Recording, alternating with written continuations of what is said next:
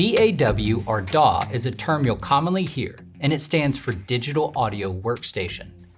Digital Audio Workstations combine comprehensive audio and MIDI recording, editing, and mixing tools, putting the power of a full audio production facility in a computer. Let's take a look at some of the terms to be familiar with when you're working in a DAW. DAWs generally have master files, files that bring together all the different media elements you need for your work. In the case of Pro Tools, you can go two ways. As a rule, if you're working on media that resides on a local drive, that master file is called a session file. If your work resides in the cloud, the master file is called a project file. Session files and project files are fairly small files themselves, but they are important because they are the master files for your work and enable you to interact with the media that you use. When you record audio into Pro Tools or any modern DAW, a file will be created. That file will not be part of your session file, but rather a separate audio file. Pro Tools enables users to access audio files through visual objects in the software environment called clips. A clip represents or points to an audio file on your hard drive.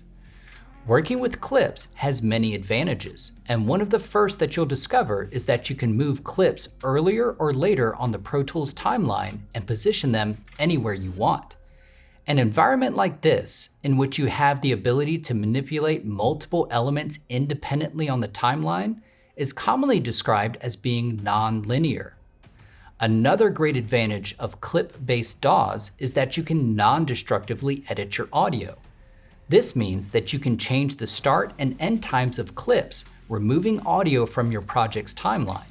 And since you're not operating on a file directly, no data is lost.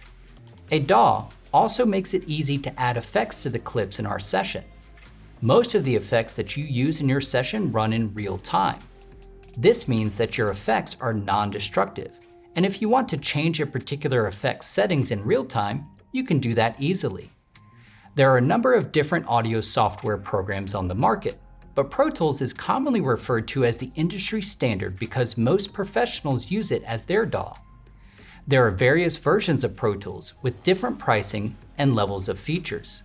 The different versions may vary on the amount of inputs and outputs, the amount of tracks, or whether or not you can mix in surround sound. However, they all share a common fundamental architecture. This means, for example, that the skills that you learn with an entry-level or lower-cost Pro Tools system can be used on the most advanced Pro Tools systems.